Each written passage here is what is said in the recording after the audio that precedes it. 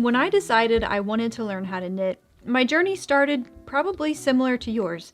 I went to YouTube, found a few videos, went to the craft store, bought some yarn, bought a pair of needles, but there were two things that had I known this then, I wouldn't have given up knitting. Because here's how the rest of that story went. Even though I really wanted to knit my nephew a blanket for when he was born, and I had what I thought was everything I needed at my disposal to learn and to be able to do that, it still didn't work out. And that was because, one, I didn't know how to identify stitches on my needles, and I didn't know how to fix mistakes. So had I known these two simple things, principles, if you will, back then, I wouldn't have given up knitting. So when it comes to knitting, there are two things that I think are just non-negotiables, things that you have to learn and understand now to set yourself up for success in your future projects later. The first thing is reading your knitting. Now, it's not like reading a pattern like the name sort of implies. It's actually about looking at your needles and identifying the stitch that's on your needle. Let's look at this swatch for example. The stitches that are just below the needle are the ones that you have to identify. And you can look and see that these stitches look different than the three at the end. And that's because they're two different stitches.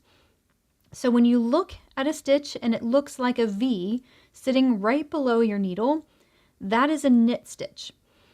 And if you see a stitch where a bar is sort of laying up next to your needle, those are purl stitches. There's a lot more to it as you get into more complicated stitch patterns or just other stitches in general, like maybe yarn overs or something like that, decreases or increases.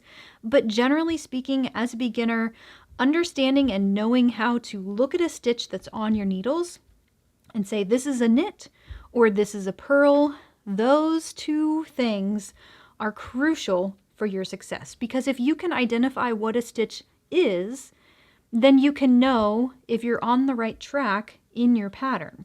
Let's say, for example, you're working on a seed stitch scarf or something like that. So the seed stitch is made up of knits and purls. You alternate a knit with a purl, and then you knit, and then you purl, and you knit, and you purl. And when you flip the work and work on the opposite side, you have to do the opposite of whatever stitch you're looking at. So if you're looking at your needles and you see a knit stitch, you'll purl it. And then on the next stitch should be a purl stitch, so you'll knit it. And that alternating sort of back and forth is what gives you the bumpy texture that's really lovely with the seed stitch. So this is a great little project or stitch tutorial or swatch or whatever to help you learn how to read your knitting. I'll have some resources linked below. I've got the step-by-step instructions for how to knit the seed stitch if you want to go through that and not have to try to memorize it. But I also have a really quick and easy cowl pattern so you can actually put the skills to use. So learning how to identify a knit and a purl on your needles or reading your knitting, I would say is your first task if you haven't already heard of this or tried it before. The next thing that I think is super important for beginners to learn and master and understand before they tackle their first big project is tinking. So tink is knit spelled backwards. And that's just a fun little play on words to say you are undoing your knitting, or knitting in reverse, or however you want to think about it. So tinking is undoing your work, stitch by stitch. So let's go back to this swatch really quick. If you look at this stitch and this stitch, you can see that they look different from these ones. Remember when there's a bar that's kind of laying up next to your knitting needle, that those are purl stitches. So when I undo these stitches, I need to undo the purl stitch. But if you look at these two, they look a little bit different. The V isn't always so clear and easy to see, but if you look real close, you can see a V here and a V there. So I know these are knit stitches. Now knit stitches, I think for me at least, were easier to learn how to tink. I like to put my finger up underneath it just so I can find that V in the first place, because we need to basically put our needle in that V to undo it.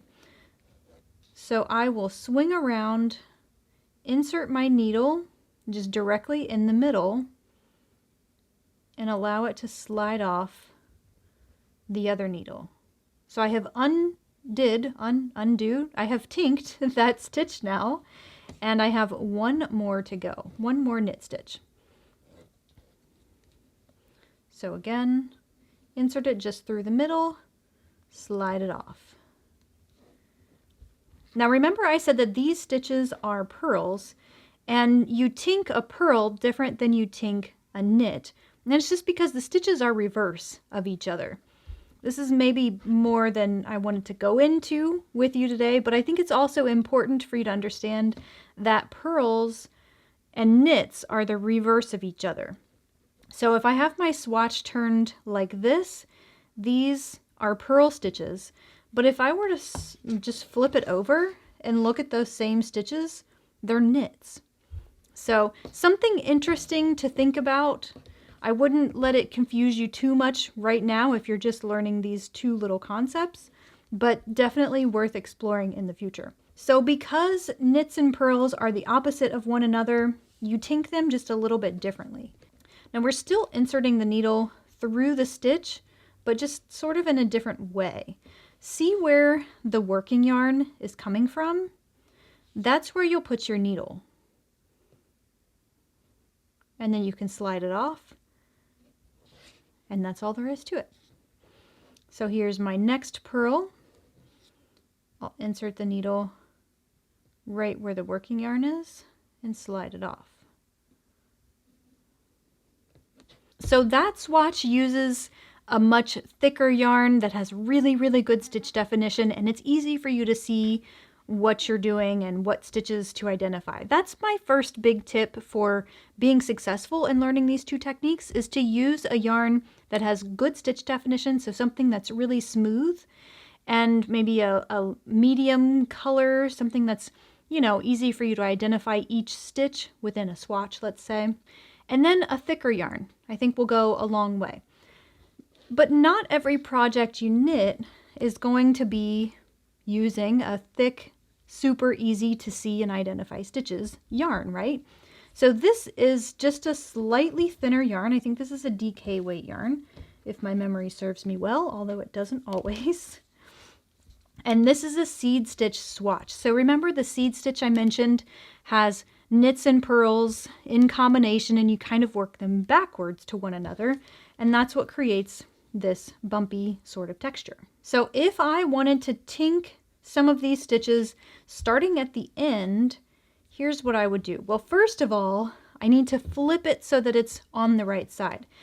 If I were to insert my needle here, this is how I would just continue knitting the next row.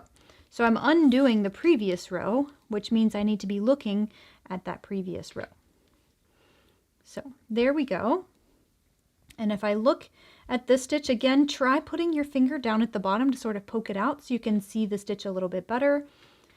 I see a V right here, although kind of at an angle because it's on the edge here, so I know this is a knit. I see this one has a bar right up next to the needle, followed by a V and a bar, and a V and a bar. And so that's the trend. You may have to tug down on your work just a little bit with a thinner yarn like this to really fully see the stitch, but that'll give you a good starting point. If nothing else, you can always tell by where the working yarn is, because you hold the yarn at the back when you're knitting. So if I'm holding on to this here, the working yarn is coming from the back, then I know that that was a knit stitch. So remember, for a knit, you find the V and you put the needle in the middle of the V and slide it off. Now look here, the working yarn is at the front. So that's another clear indication that this is a purl stitch that I need to tink. So remember, put your needle through the same loop that the working yarn is coming from. So right there.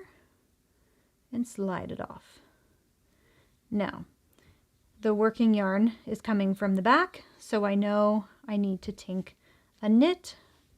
Sometimes I will just sort of open it up like this so I can see the V, put my needle right through it, and tink. Now this is forward, undo the purl, undo the knit, undo the purl. So if you're looking at this other swatch with the slightly thinner yarn and you're thinking, oh my gosh, I can't see what you're doing, I can't identify a knit or a purl, it all looks the same to me. Trust me, it's so much easier when you start and when you learn this using a thicker yarn. So any thicker yarn that you have, preferably something that is kind of smooth so you can see the stitch, that's what I would recommend practicing with. Once you get used to identifying it with a thicker yarn, then it gets so much easier when you're working with a thinner yarn, or even a yarn that has lower stitch definition, perhaps something that has some wool in it, or alpaca, something that has a halo, or like a nice fluffiness to the yarn. I'm generally all about learning from your own mistakes. For me, for whatever reason, that just seems to be the best way for me to learn, because I understand why something didn't work, because I did it one way and it didn't work. So for me, that type of learning experience is productive, although very frustrating at times. However, these are two techniques that I wouldn't say are good to learn the hard way. Hopefully you'll be in better position because you're watching this video and you know that these two things exist, and generally, you know, how to identify a stitch and how to undo a stitch, and that can save your project.